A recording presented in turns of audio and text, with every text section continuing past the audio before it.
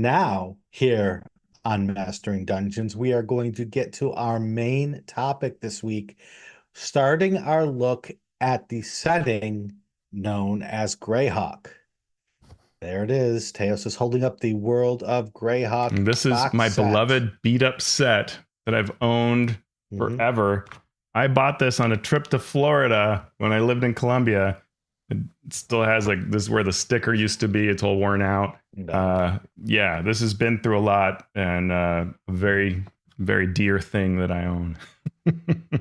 Yes. And as we mentioned at the start of the show, we are talking about this because it will be the setting talked about in the 2024 Dungeon Master's Guide, provided as a way to show dungeon masters how to build a world and a setting.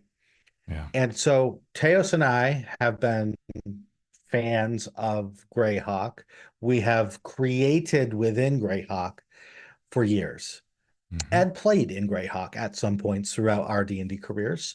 So, uh, we are going to talk about the setting, its history, and then do a deep dive into the parts of the setting. And along the way, we will also be talking about world building. We will be talking about what you need or what you don't in a campaign setting, and maybe some caveats or some tips as we go. But for this first episode, we're really going to look at its history, Yeah. look at where it started and how it evolved. And I think, Sean, that the reason for doing this, which we might not do for, something like Dark Sun, it may not be as important or Spelljammer, is that what Greyhawk is, the final form it has, and how it's different from something like, say, Forgotten Realms, or more modern settings, has to do with its history and the point in time when it was created. Mhm. It ties into the D&D history itself and how it was involving what Gary Gygax was up to and how he was transitioning from military games to this new nascent RPG world, right? And what the other fellow creators were doing. And so it reflects that history, and that those things are what make it so interesting for its use as being in the 2024 DMG, right? It's directly related, which is really cool. Yeah, it is. And it's fascinating when they mentioned, they being Wizards of the Coast, the current team, mentioned that there would be a setting in the Dungeon Master's Guide. Everyone, will it be a new setting? Will it be a old setting they're going back to? They've already done all of these settings for fifth edition. What's left? Well, Dark Sun they haven't done. Maybe it's Dark Sun. Oh, will it be Greyhawk? Why would it be Greyhawk? Uh, they're definitely going to make a new one. Will it be the Nentir Vale, Right. which they made in fourth edition? They're just gonna, and so all of the, and then finally it was revealed that it would be Greyhawk, and opinions were had, Yeah. and now you will hear our take on Greyhawk, starting, of course, with its history. So Teos and I will sort of take turns walking through this history of Greyhawk. Uh, so when Gary Gygax and Dave Arneson worked on the original D&D, what their idea of a role-playing game was and what a campaign was very, very different. Teos, you want to tell us what that difference was? Yeah, I mean, so the history of D&D is this combination of Dave Arneson's ideas and Gary Gygax's, but Dave Arneson is influenced by playing in the Bronstein games run by David Wesley. And here they're pushing the envelope of the idea of how characters can change the world. It feels a little more like today's LARPs, where you say, like, okay, Mhm. you get to play this character and your job is to extract this information from this spy, and can you get across the border, and your job is to be the spy. And it's almost more like this kind of like where you have these tasks, and so you play in a more kind of open kind of game system where you might do something really unexpected, right? There's a story of how Dave Arneson uh, ends up like in a plane or a chopper, I forget, but he signs up. He basically gets other players to enable this, and he ends up in a plane throwing leaflets all over the country.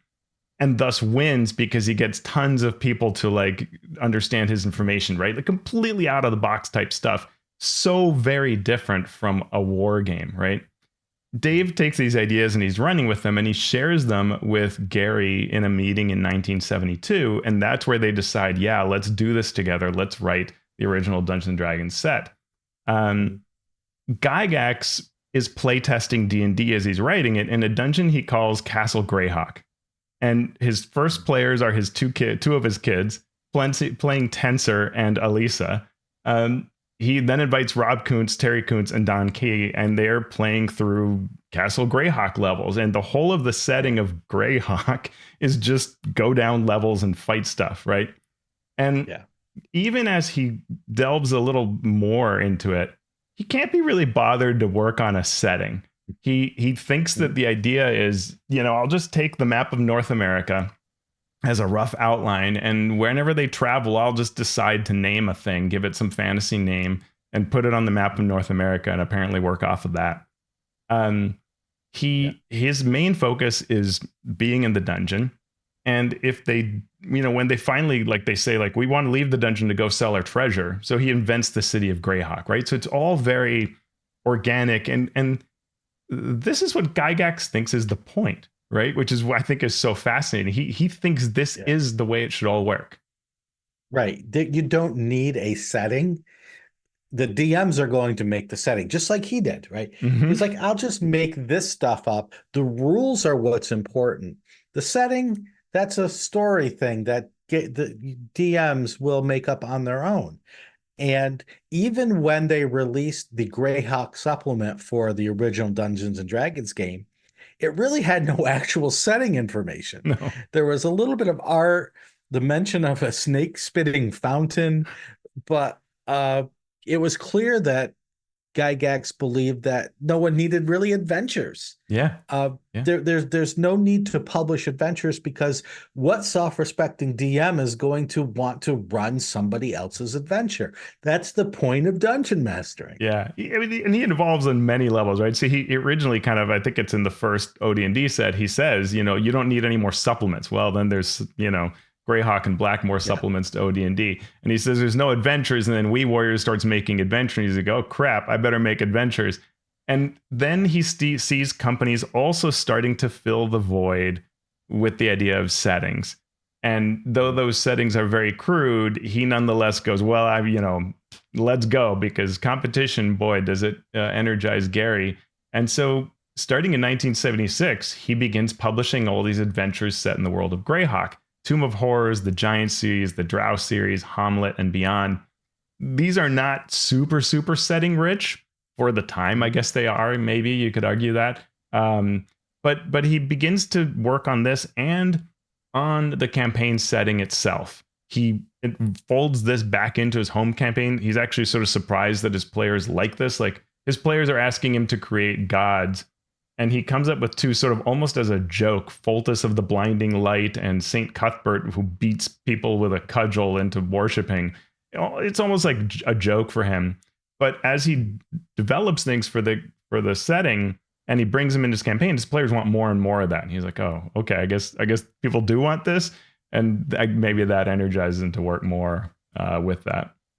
Yeah, and it makes you understand how competition and how business related things Great point. will quickly change a company or an organization or even a person's view of what is important. So a lot of what we see in this early Greyhawk material reflects the stance of Gary Gygax and the times in which he lived, right? He wants this open world with just enough material for a DM to be able to move things forward in their own way, without having to need a voluminous atlas or history book about the way things are. Yeah. But it becomes clear that people want that. Not all people, but some people. Yeah. And I think that's really sort of interesting that he's like he has these visions for, it's not that his scope is narrow, right? Like he envisions a very large world for what's called Earth, the Mm. planet, with several continents, and one very large continent that he kind of focuses on. And he has a conversation with TSR staff about kind of what's the biggest map that we can print. And he goes, oh, okay, well, I guess then I can only use the northeast corner of this one continent. And so that becomes the scope that we really today know about Greyhawk, is because really, like, how big a map can you print, right? Yeah. Um, and Going back he, to our original question about oh, physicality and how it affects yes, your product, right? yes, Perfect example wow, right there. perfect example. Yeah, absolutely. And the rest of the world really just kind of never gets detailed, right? Just like his castle Greyhawk, he makes at least 13 levels and later does more, but none of that really exists because it never gets beyond being his notes that maybe his kids have in some form, but that's debatable as to how true it is. In a lot of ways, it was in his head. Um, and he wants this, like we're saying, this open world that's actionable by the DM. So as he writes up the setting, he's giving you just these ideas for just a glimpse of what's going on, which maybe reflects the times that it's written in, right? Like this is a pre-internet world. If you think about how we learned things back then, those of us olds, we had encyclopedias on our shelves. And when teachers Mhm. assigned things, we would open that one book up and it would have a paragraph or two on this entire subject that you can now find endless information for on the internet. It doesn't matter what it is, whether it was, something about creatures or a country or whatever, like you get your one paragraph in the book and that's it. And you worked off of that just fine, right? Mhm. He Yeah. might say. And so it reflects this Right. kind of concept. Yeah. And the history of Greyhawk that was created by Gary Gygax and his players, one would assume, right?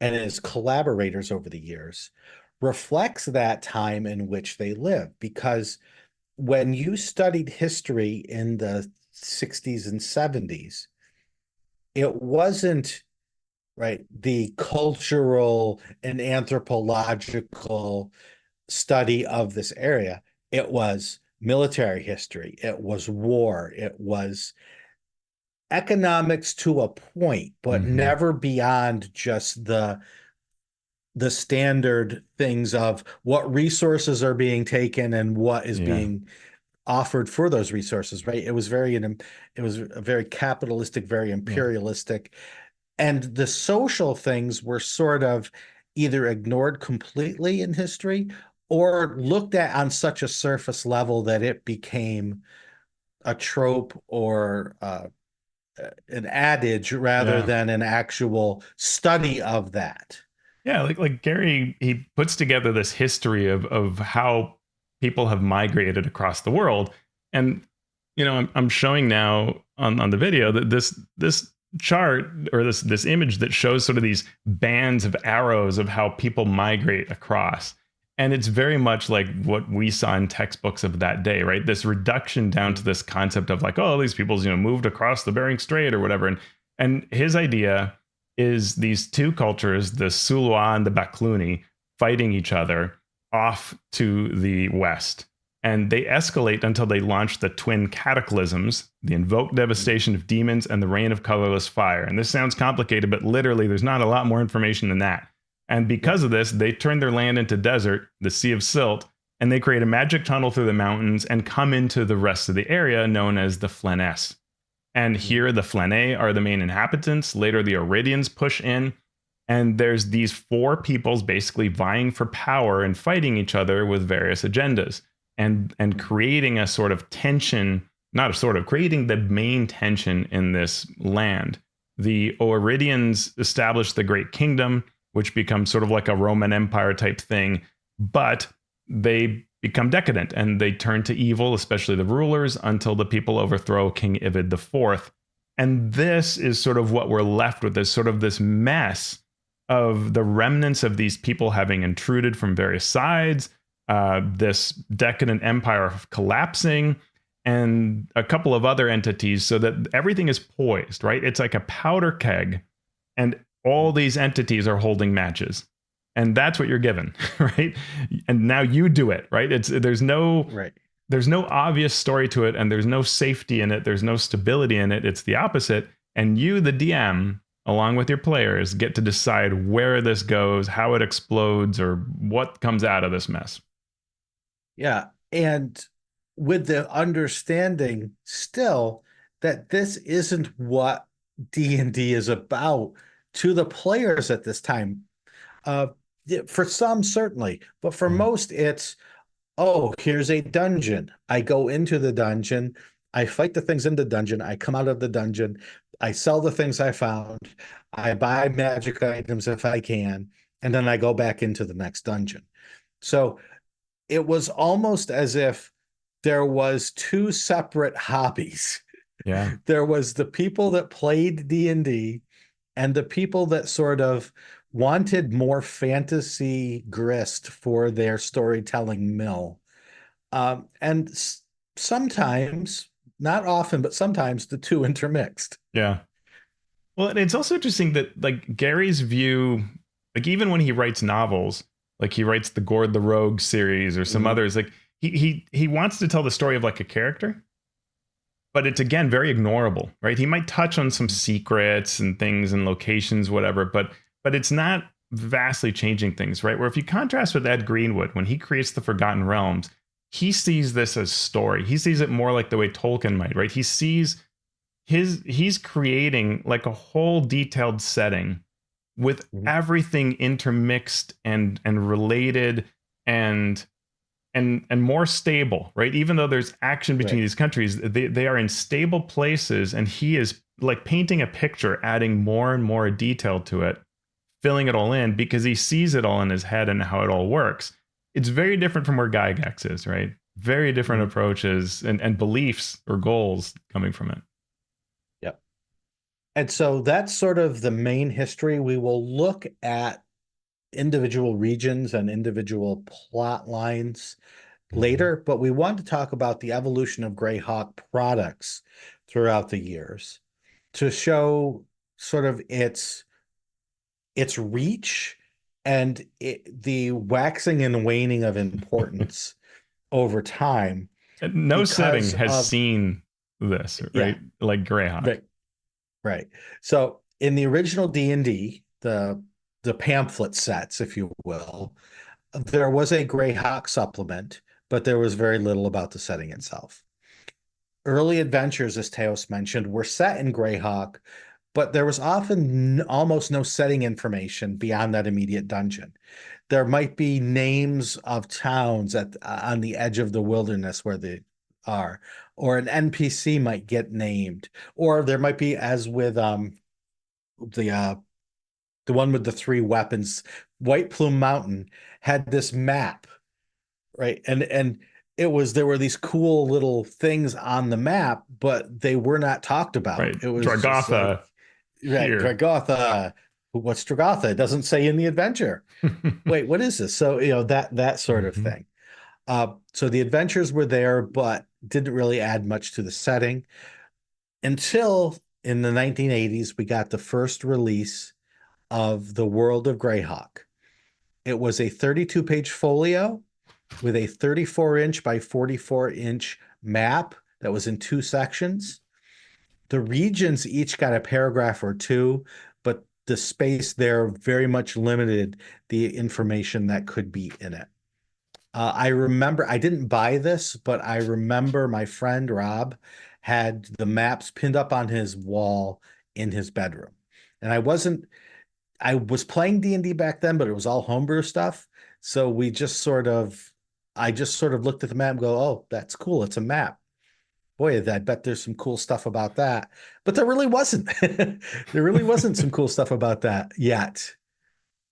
Yeah, it's really true. I mean, it's so thin. I think there's mentioned that there's basically no uh, uh, gods detailed yet. There's no pantheon work. There are these various peoples, there are concepts, but it's really things like, the kingdom of Selene. This small land west of the wild coast beyond the Welkwood has long been under the rule of the Ulven folk, Although these are good creatures, they do not welcome strangers with cause, and little certain knowledge of Selene or its court exists. The realm is friendly with the Uluk states. An alliance between Selene and these countries are responsible for the campaigns which drove all the humans from Lortmill Mountains. The defeated forces of humanoids invaded and took over the Pomarge. There, this sort of, and there's like two more sentences just about, how people serve in the military and watch out for the Pomarge humanoid tribes. That's it. That's a kingdom. Yep. And then it has just a few little demographic informations like the population, the racial breakdown. That's it, right? And that's what this setting is just these bunch of settings with little bits of information, a very compelling map, really cool map made by Darlene, famous for its approach and how she came up with it. But they're just, what it is. And I think what drew me in when I first saw this is everything's very creative, distilled down to, or only has these kinds of interesting bits, right? What these marshes or swamps or hills or forests, what they can have in them is what's interesting you. And there isn't the sense that there's a lot coming from the setting or that you need to wait for it. It's the idea that you will do things with this. And that always felt real to me as a kid playing this. I was very happy to take this and add to it with no hesitation. Mm-hmm. In a way I didn't feel, I'd say, when I picked up the Forgotten Realms box set. Yeah. And so in Dragon Magazine, Gygax would provide additional information, on filling in some of the blanks for this world. And then due to a limited time, Rob Kuntz would then take over and cover the regions in more detail. Teos mentioned earlier the two deities, Cuthbert and Foltest, who were basically just thrown out there because the players were asking. Then additional adventures would come out. Some of these, like the A series, the Slaver series, and the Tomoe-chan adventure, providing a little bit more setting information. Yeah, like Tom Hawken gives you the Ullman Empire, right? The idea that there's these folks out there, and so there's some little bits. It's not huge, but you get this sense of the larger world in some of these adventures. Yep. And then in '83, we finally saw the box set, the World of Greyhawk fantasy setting, a box set with 128 pages across 2 books, and the famous 2 large maps by cartographer Darlene Peckel. In this setting, the year given was CY for Common Year 576. There were plans to expand beyond this, and Frank Menser published the RPGA adventures R1 through R4 based on his Aquaria home campaign region that was part of the Greyhawk world. Gygax worked on other sections of Earth with the intention to refine and publish as expansions, but there was also a business to run. And so Gygax was focusing on other ventures, went to LA to push for a movie series or a TV series. And by that time, additional adventures were coming out, but in 1985, Gygax left TSR.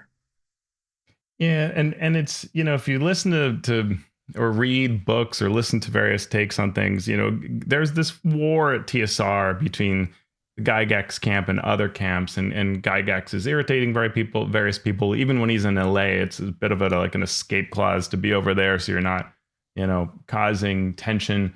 And when he leaves, there's sort of this feeling of Greyhawk as Gygax's world, and maybe this should be toned down into something else, right? Which later becomes the Forgotten Realms, becomes the answer, right? We don't have to do anything with Gygax's stuff. We can embrace the Forgotten Realms instead.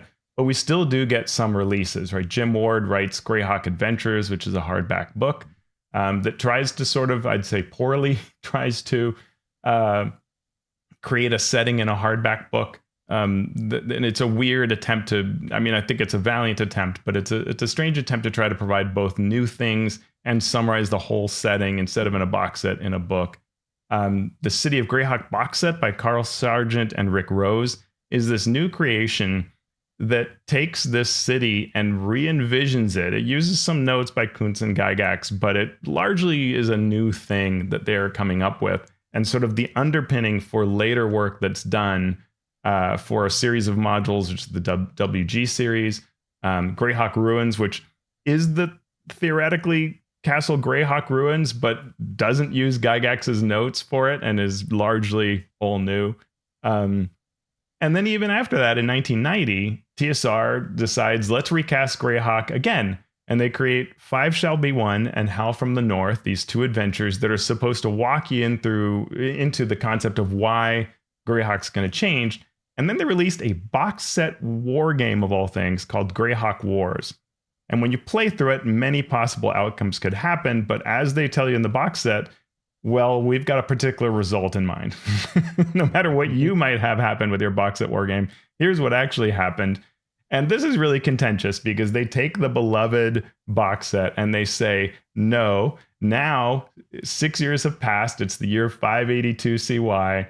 And there's been a war and there's the signing of a peace treaty. And at this peace treaty, the famed Circle of Eight gathers. And these are all names we've seen in spell lists: Bigby and Autoluke and Dromage and Tensor and Nistel and Otto. And Rary shows up and with his companion Robilar attacks everybody and kills Tensor and Autoluke and runs off with Robilar into the Bright Desert. And fans are like, wait, what? In fact, even ex-TSR employee Rob Kuntz, who had played Robilar, goes, wait, what? Robilar wouldn't have done that. Mm-hmm. Guess what? He would have if you don't own him. Yep. You don't get to say it anymore. And this is all captured as a result in the new box set in 586 Common Year CY called From the Ashes. And this box set by Carl Sargent provides the world after all these events. And then we get some more source books. Ivid the Undying is planned to be as a new source book, but in 1994, TSR says, we've got too many settings. Stop this. We're hemorrhaging money. We're in deep trouble. They dropped Greyhawk and stopped the project. It was released. You can find it out there on the web because it was released by TSR as a text file. But that momentarily is the end of Greyhawk. It felt like, as a fan, it's hard to capture with this because so much time has passed. But, if you think of just a few years with nothing coming out, it feels like the end of your life. It feels like the reality you live in. And at various points in this already, but especially now, it really feels like Greyhawk is over. Mm-hmm. And then Wizards of the Coast purchases TSR. Yeah. And whereas Teos was a huge fan of the setting, I wasn't, not because I didn't like it. It's just because I made my own stuff. And so I would buy the individual adventures. So I would buy, the From the Ashes. I didn't buy any of the box sets. I would buy the individual adventures and say, oh, this looks cool, but it goes into a history I'm not aware of. So why would I bother? I've got my own world, my own history. I'm going to use this adventure over here. Sure. And that's that. So when Wizards of the Coast bought TSR, the first thing they did was for Greyhawk was to hire Roger E. Moore to write Return of the Eight, an adventure that brings back Tensor and adds 3 new wizards to the Circle of Eight. So it was sort of a step to, quote unquote, make things right with the people that did not like what the Greyhawk Wars did. Then there was a 64-page Greyhawk Player's Guide by Anne Brown and a 128-page source book called The Adventure Begins by Roger Moore, moving the timeline forward to 591 CY. And this is all sort of moving back towards Gygax's original vision for Greyhawk. And a few adventures came out along the way with reprints to mark the 25th anniversary of D&D. Then came the new edition. In 2000, third edition came out, and they decided to make Greyhawk the default setting. Not only did they do that, but they decided to On the back of a successful campaign called Living City, decided to create, rather than just an organized play setting that was a single city, they would take the organized play concept and put it toward an entire world. And Greyhawk would be that world. And this was a really new concept. This idea of, or fairly new, starting with Living City, this idea of a shared world across all kinds of players, right? Before this, the RPGA was things like we might give you a scenario that everyone could play, but the whole point was create your own clubs, and in your clubs, run whatever the heck you want. Our stuff, somebody else's stuff, but it doesn't matter. You know, play D&D, organize as groups. Living City really begins this whole, what if we're all in the same location and you can all play the same things and tell stories together? And Living Greyhawk really takes that to the next level, and is what I think cements Greyhawk's, really cements its history as a setting in this time. Without Living Greyhawk, I think very little happens, even though third edition actually does say that the default setting is Greyhawk. That itself does little for the game. It's thousands of players playing Living Greyhawk that catapults Greyhawk into the knowledge area. And it's what does it for you and me, because when I played, like, you ran your own campaign using this stuff. I largely did that too for a while, though I cared more about the setting. I mean, the reality was there's only so much that you can get out of these things in terms of a truth or an understanding of the setting, because you got that little paragraph on Selene or Voluna or any of these regions. Jeff is just this tiny area that says it has, these various peoples and threats from ogres and giants from the crystal mists. And okay, great. But with Living Greyhawk, you get years of content provided by the admins known as triads. And suddenly the volume of information for each region and the number of adventures available for each region is almost unimaginably rich, right? It's such an explosion of available information, stories, depth, right? NPCs and plots and villains and the kingdoms gain lives where, how Grand March, Keelland, Jeff, Bissell all relate to one another is really well known by thousands of players. And that's fascinating. Yeah. And that's where we will jump in next time, where we will talk about the Living Greyhawk campaign and the book that introduced it, called the Living Greyhawk Gazetteer. So we'll talk about the campaign and the Gazetteer, how it built a world, how it allowed players and game masters and administrators to build the world, and what it meant for gameplay in that world. All of that will be coming to you next time. Teos, thank you for your expertise. It's great to see you back, smiling, speaking German rat. I'm gonna have to come up with a few key German rat phrases. I haven't got nothing now, but right. Where is the bathroom does not work well in the German rat lingo. You need better questions than that. Keze is all I can think of, but yeah, there you go. And thank you to everyone out there listening. Thank you to those who give to our Patreon, because you are the people who allow us to keep this train rolling. If you are a Master of Dungeon supporter, we truly appreciate your support. The Master of the Realm supporters, you get a shout out in our show notes, and I'm looking at all your wonderful names right now. And for the Masters of the Multiverse, well, you folks get a shout out on the show. Keith Ammon of The Monsters Know What They're Doing, Lou Anders of Lazy Wolf Studios, Craig Bailey, Steve Bissonette, David Bastiansen, Merrick Blackman, Calvin Bridges Avalos, Evil John, Will Doyle, Andy Edmonds at nerdronomicon.com, The Mighty Jerd, James Fisher, Ben Heisler and Paige Lightman, Sean Hurst, Brian King, Jim Klingler, a.k.a. DM Prime Mover, Chad Lynch, Paul Mata, The Mathemagician, Eric Mengi, Trey McLemore, John Mickey, Sean Molly, Falcon Neal, Tom Nelson, creator of the deck of Player Safety, Mike Olson, Mighty Zeus, Post Fiction RPG Audio, Robert Pasley, Vladimir Prenner from Croatia, Chance Russo at Drago Russo,